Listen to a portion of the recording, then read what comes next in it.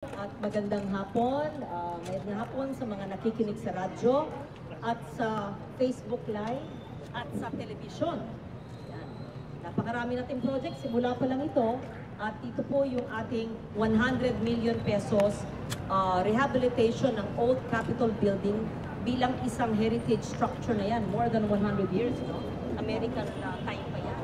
At ngayon, yung legislative building na bago ay dito po 50 million naman. So 50 at 50. At we will make sure na maayos ang gawa. I asked the DE and we are to make sure to monitor all our projects para talagang maganda ang lakas nito. I hope that our board members, our vice governor will be happy with the building that we will gift them with.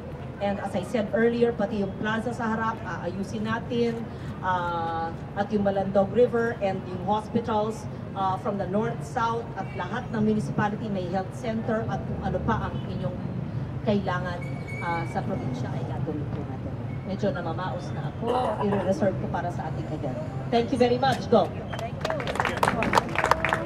Senator Lawrence.